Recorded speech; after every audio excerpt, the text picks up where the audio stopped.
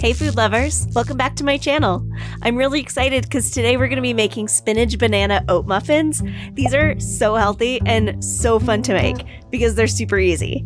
And if you have kids and they like green food, these could be Hulk muffins or Grinch muffins depending on the season.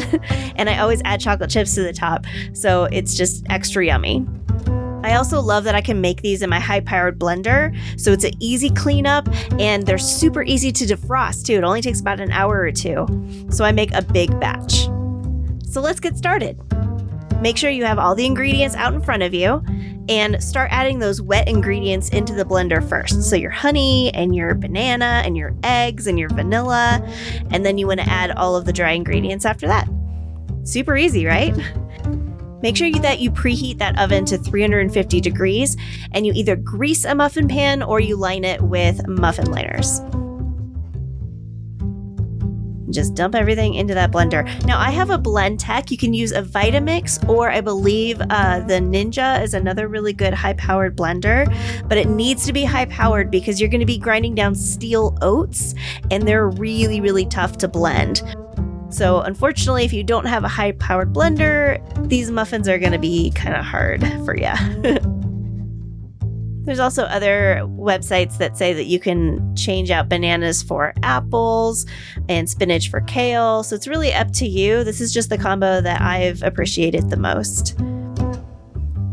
And with my blend tech, I blend it down for 2 cycles until smooth. Because otherwise it can get kind of gritty because of those steel oats, so nice and smooth is the way to go. I love that you can see my dog walking around in the background. So blend, blend, blend, smooth, smooth, smooth. And up to you for the toppings. I really love dark chocolate chips. You can also do walnuts are a good one. Could probably do raisins if that's your vibe. I'm definitely more of a dark chocolate person. And so I usually add just 3 chocolate chips on top. I also use a chopstick to push them down, you'll see in a minute, just because when you have them right on top like that, they'll get super melty and they're hard to kind of pull out of that muffin tin and you'll get really super hot chocolate on your hands. It's not fun. So I like to push them down so the chocolate gets dispersed within the muffin. And then you want to bake them just for 12 minutes and then cool them on a rack when they come out. Really easy. You can also do these as mini muffins. I like doing a big batch like this because I'll have 1 to 2 in a serving. And like I said, they're very easy to defrost. So I like to make a big batch to freeze so I don't have to make these that often. There you go. Yum, so good. Look how dense they are.